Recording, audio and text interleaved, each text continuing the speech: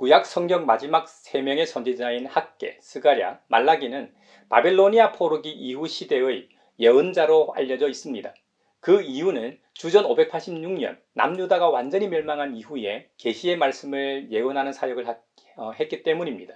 잘 알려진 대로 이스라엘은 제1대 사울, 제2대 다윗, 제3대 솔로몬까지는 통일 왕국이었지만 솔로몬 이후에는 북이스라엘과 남유다로 분열된 왕국으로 지내다 북이스라엘은 주전 722년 아시리아 제국에 의해 멸망하고 남유다는 주전 586년 바벨로니아 제국에 의해 멸망합니다. 그리고 아시리아는 바벨로니아에 의해, 바벨로니아는 페르시아에 의해 각각 멸망하게 됩니다. 당시 페르시아 왕이었던 고레스는 바벨로니아에 포로로 잡혀온 디아스포라 유다 사람들을 돌려보내는 조서를 선포합니다. 이것이 에스라서에 나오는 고레스 칙령입니다. 이 고레스 칙령에 의해 포로로 잡혀갔던 사람들 중 일부가 주전 536년에 제1차 귀환을 하게 됩니다. 제1차 귀환자들을 이끌고 기욱한 대표적 지도자 중 2명이 유다 총독으로 임명받은 정치적 지도자 스룹바벨과 종교적 지도자 대제사장 여호수아입니다. 이들은 무너졌던 여호와의 성전을 재건축하기 위해 성전 지대를 놓았습니다. 하지만 성전 재건 역사는 반대에 부딪혀 중단되고 말았습니다. 당시 바벨로니아로 사로잡혀간 디아스포라 유대인들은 어려운 환경 속에서도 순수 혈통을 지키고 있었는데 반해 남은 자들, 특히 사마리아인들은 종교 혼합주의가 매우 심한 상황이었습니다. 그래서 이들의 상호 간에 적대시하는 풍조가 있었습니다.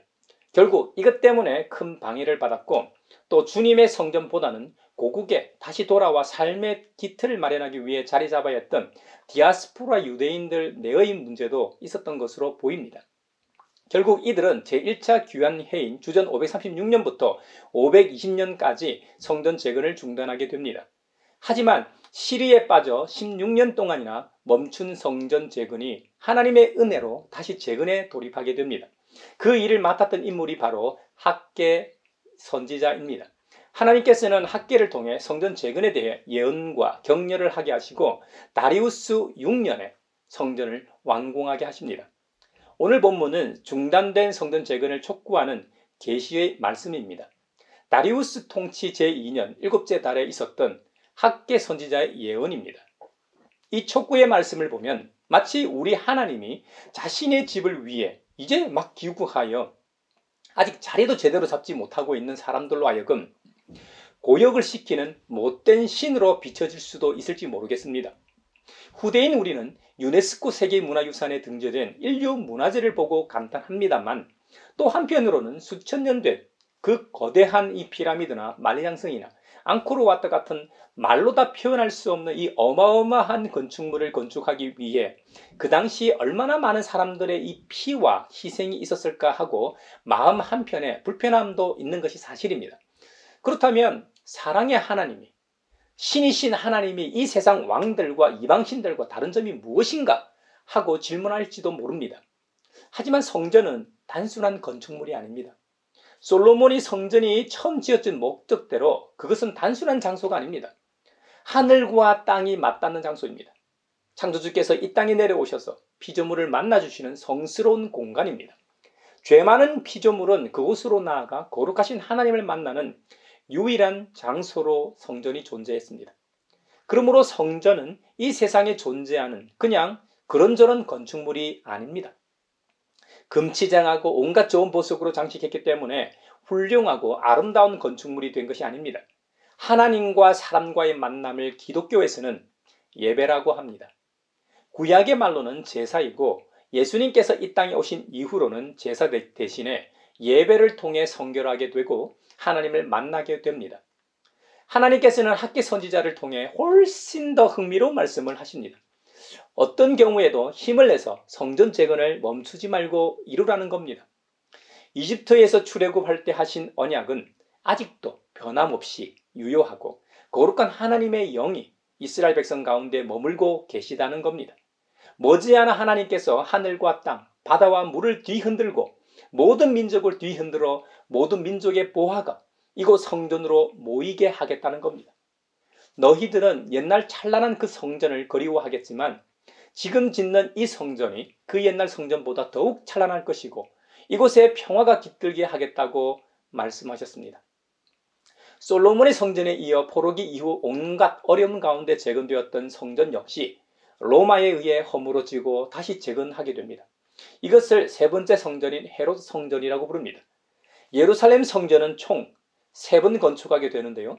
그 당시 통치한 왕의 이름을 따서 제1성전은 솔로몬 성전이라고 부르고 포로기 이후에 재건한 제2성전은 스룹바벨 성전, 그리고 마지막 세 번째 성전이 헤롯 성전인 것이죠. 결국 인간이 만든 성전은 영원하지 않습니다. 외부 세력에 의해 회파되기도 하지만 무엇보다 죄성을 지닌 인간으로 인해 성전은 온전할 수 없는 것입니다. 신약 시대에는 성도 한 사람 한 사람 자신이 성전이라고 정의하고 있습니다. 하나님의 거룩한 영이 머무시는 곳이 성전이라는 의미입니다. 성령 강림 이후 우리 안에 거하시는 것을 기독교에서는 내주하신다고 표현합니다.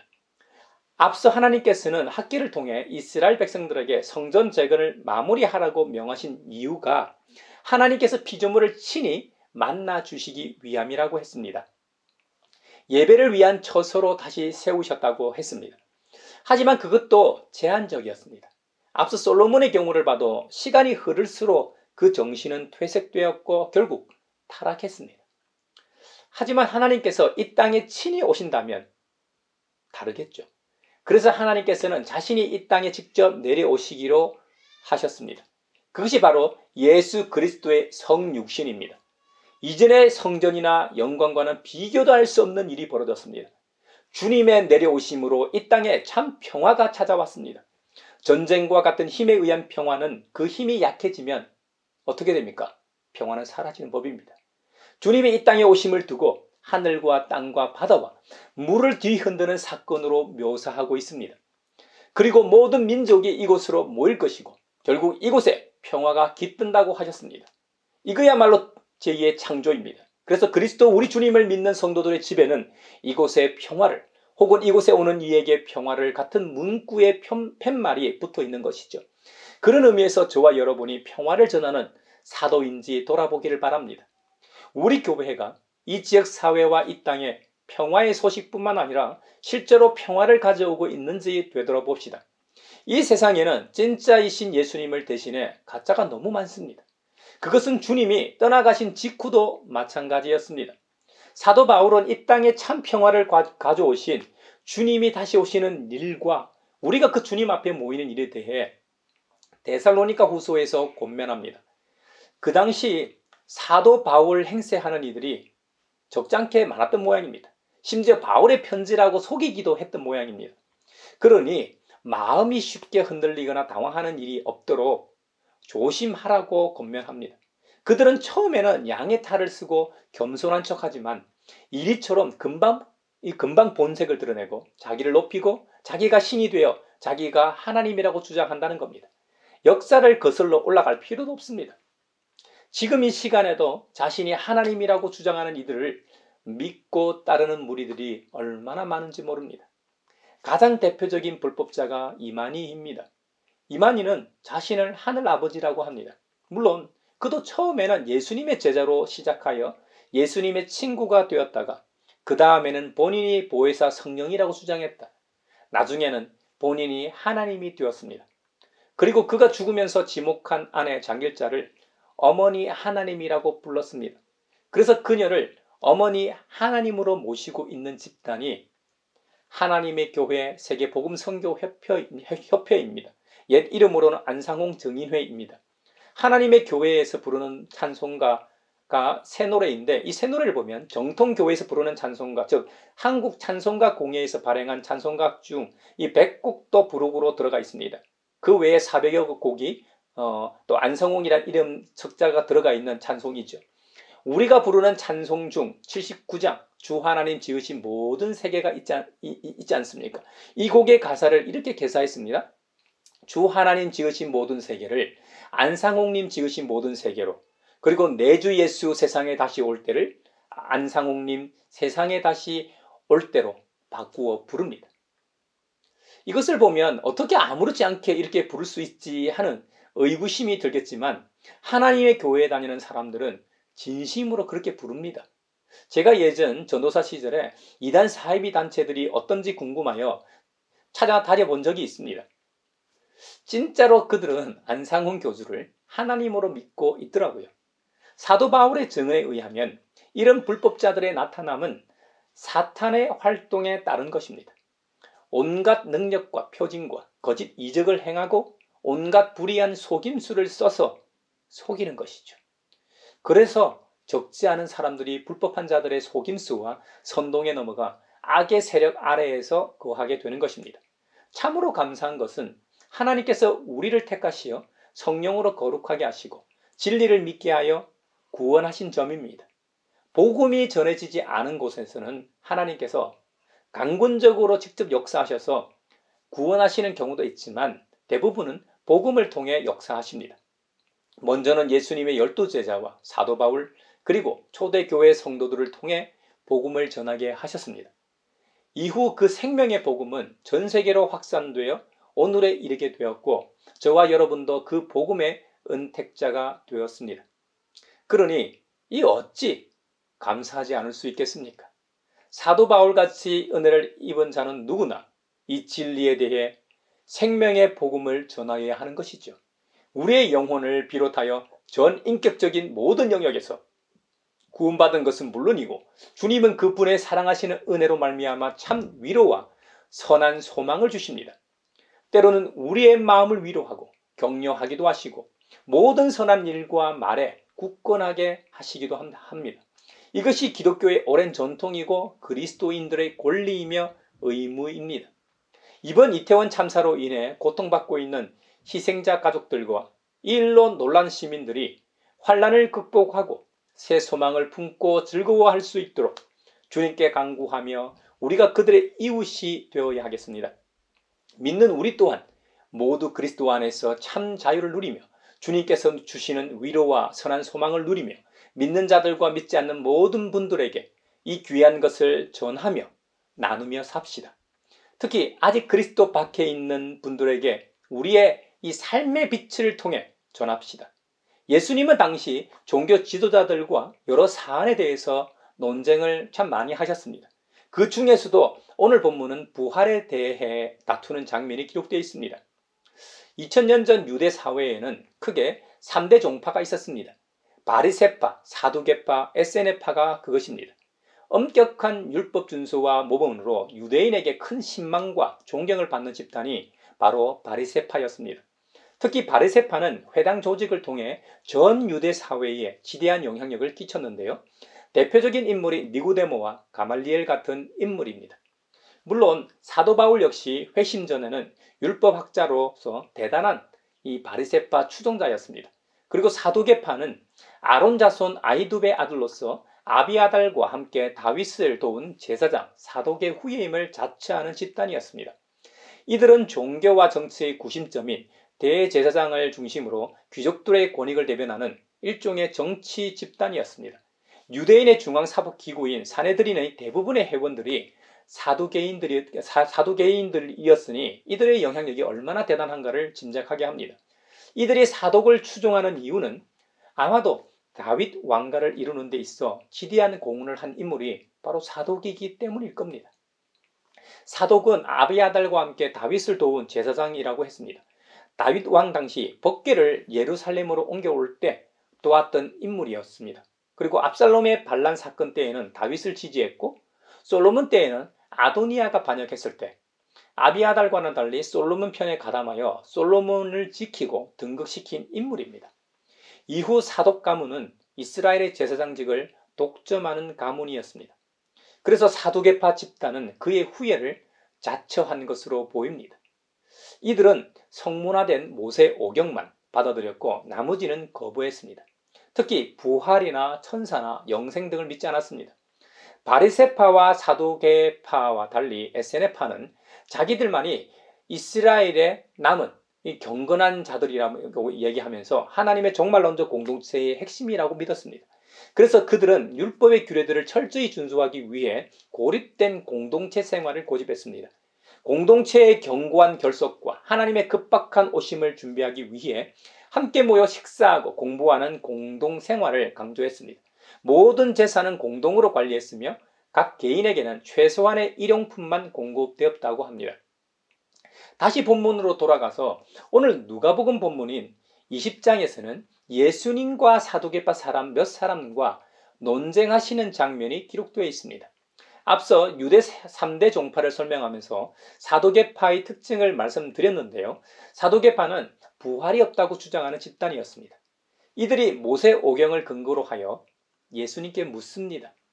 모세오경에 의하면 어떤 사람이 아내를 남기고 죽으면 그 죽은 사람의 동생이 형수를 맞아들여서 뒤를 이을 아들을 낳게 하여 형의 뒤를 잇게 하는 형사치수제가 있습니다.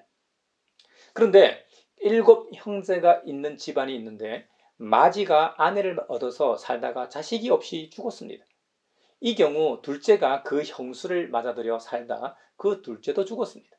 다음으로 셋째로부터 나머지 동생들도 이렇게 하여 7 형제가 한 여자와 결혼하여 살았지만 모두 자식을 남기지 못하고 죽고 말았습니다. 그리고 나중에 그 여자도 죽었습니다.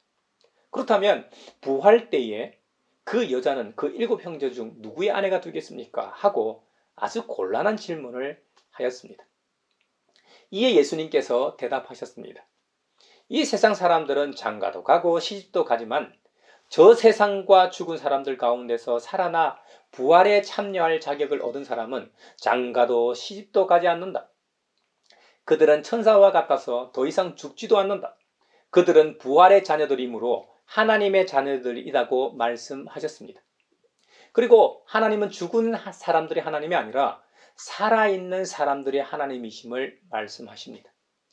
그러므로 모든 사람들은 하나님과의 관계 속에서 살고 있음을 거듭 강조하십니다. 누가복음 20장에는 부활 논쟁 말고도 여러 내용들이 기록되어 있습니다. 마치 예수님 공생애의 축소판과도 같습니다. 잘 알려진 대로 예수님은 세례자 요한의 예언 활동으로 세상에 등장하십니다. 이것을 보여주는 논쟁이 누가복음 20장에 처음 등장하는 권세 논쟁입니다. 이어서 포도원과 소작인의 비유에서는 포도원 주인의 마지막 메시지를 가지고 이스라엘과 갈릴리 여러 동네로 그리고 마지막에는 예루살렘으로 가십니다. 반면 이스라엘 백성들은 이런 예수님을 거절하여 심판을 자초한 것을 내포하고 있습니다.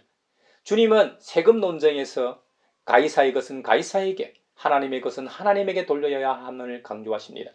이것은 세상 권력에 의해 십자가 처형당함과 이어서 부활을 상징합니다. 그 결과 예수님은 구약에서 예언된 다윗의 자손이요 메시아이시면서 다윗의 주이기도 하심을 나타냅니다. 누가복음 20장에 나오는 일련의 논쟁들은 마치 우연한 순서가 아닙니다. 의사 누가가 의한 예수님의 생애를 보여주는 실타래를 하겠습니다. 예수님의 생애를 추격한 누가복음 20장에서 여러 논쟁들 중에 오늘 본문은 부활 논쟁인 이 부활 논쟁을 좀 더 묵상해 보죠. 이미 죽은 사람들은 부활 직전까지 어떤 형태로 존재하는 것일까요? 육신의 장막을 벗은 후 이러저러한 형태로 계속 존재하는 것일까요? 원한을 품은 사람들 경우 어디 좋은 곳에 가지 못하고 원한을 품은 채 구천을 떠돌고 있을까요? 그렇지 않습니다. 성경의 표현대로 그들은 잠자는 자들이 됩니다. 물론 찰나의 순간을 살아가는 우리 입장에서는 완전히 아니 영원히 죽은 것처럼 보이지만 그들은 분명 오랜 시간 잠자고 있는 자들입니다. 죽은 모든 사람들은 지금과는 다른 모습으로 다시 살아나고 이 세상에 살면서 가졌던 온갖 오류가 바로잡힌 모습으로 다시 부활할 것입니다. 바리새파는 이 부활을 인정한 반면에 사두개인들은 부활을 부정했던 것이죠. 구약에서도 다니엘서와 같은 책에서는 직접 부활에 대한 내용이 나옵니다만 모세오경에는 나오질 않기 때문입니다. 앞서 말씀드렸다시피 사두개파는 모세오경만 절대 진리로 받아들였기 때문에 부활을 인정하지 않은 것이죠. 또 한편으로는 사두개파 사람들은 당시 귀족층으로 권력 유지가 매우 중요했기 때문에 혁명적인 부활을 부정했는지도 모릅니다. 부활을 믿는 사상 때문에 과감한 정치 활동이 발생하여 자신의 자리가 위태로울까봐 노심초사했을지도 모릅니다. 그래서 그들은 7 형제의 비유를 들어 곤란한 질문을 했던 것입니다. 부활에 관하여 사도계파 몇 사람이 던졌던 질문에 대한 예수님의 대답은 두 가지입니다. 하나는 부활의 삶은 현재의 삶과 완전히 다르다는 겁니다. 부활한 사람들은 지금과는 다른 형태로 부활한다는 겁니다. 마치 천사와 같이 말입니다. 이것은 천사가 된다는 의미가 아닙니다.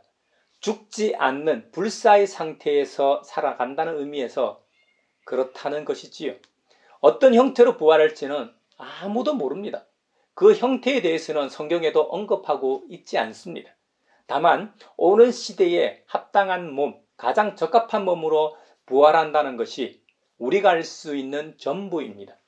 부활에 관하여 질문한 사두개인의 질문에 대한 예수님의 두 번째 대답은 실은 모세 오경에도 부활을 묘사적으로 가르치고 있다는 겁니다. 하나님께서 모세에게 말씀하실 때 나는 너의 조상의 하나님, 곧 아브람과 이삭과 야곱의 하나님으로 묘사하는 점에서 부활 신앙을 가르치고 있다는 겁니다. 이스라엘의 가장 대표적인 조상은 아브람과 이삭과 야곱으로 이어지는 3대일 겁니다. 이들은 분명 이 땅에서 죽은 자들입니다. 하지만 하나님 나라에선 살아있는 자들입니다. 유한한 인생의 눈으로 보면 육신의 죽음이 곧 존재의 끝으로 보입니다. 하지만 신령한 믿음의 안목으로 보면 그것은 새로운 영적인 세계의 시작입니다. 그래서 예수님께서 하나님은 죽은 자의 하나님이 아니라 산 자의 하나님이 되신다고 하신 겁니다. 만약 아브라함과 이삭과 야곱이 이생의 죽음으로 그들의 존재가 끝났다면 그들은 하나님의 백성으로서 자격이 박탈당한 것이고 하나님은 그들의 하나님이 안 되는 것입니다. 결국 그들은 사도계파 사람들의 말처럼 죽은 것이 아니라 지금은 잠자는 자 같으나 그들은 부활의 새 생명에 참여할 자들입니다. 그래서 주님은 그들의 이름을 거론하고 계시는 것이죠. 그래서 믿는 자들의 죽음은 그것으로 끝이 아니라 새로운 세계로의 시작임을 우리 모두 잊지 마십시오. 여러분, 부활은 기독교의 핵심입니다.